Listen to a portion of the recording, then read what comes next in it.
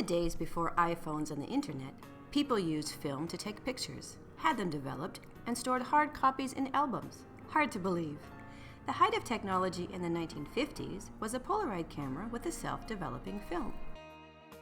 The invention of photography in the 19th century changed the nature of art.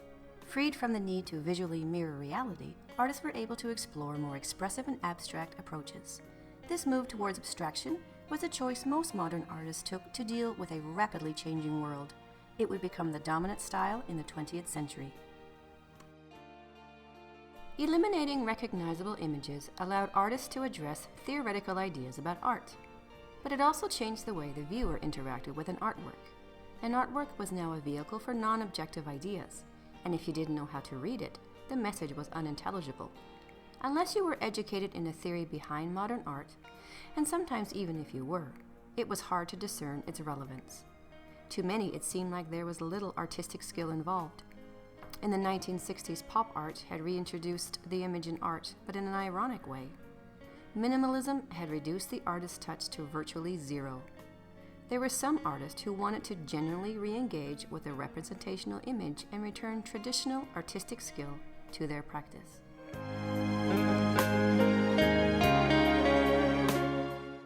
These artists lived in a media-saturated age where society was flooded with fleeting, mass-produced images in print and on television. Rather than observe the world directly like previous realist artists, they turned to commonly produced photographs. But unlike the pop artist, they translated these images faithfully into a new media in a way that challenged their technical skill.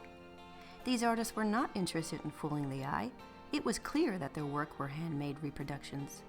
They wanted to make art that was a technical tour de force and culturally relevant to the urban and suburban audience. Consequently, urban landscapes and modern objects that had lots of reflective and shiny surfaces were often used as subject matter. Although as far back as the 15th century, artists have used various optical apparatus to assist them in the accuracy of their depictions, the photorealist artists faced criticism for simply reproducing visual information from photographs. However, their work would foreshadow a later generation who would use appropriation as a purposeful tool to challenge the notion of artistic originality. Even though it had taken a backseat to abstraction, realism had never really disappeared.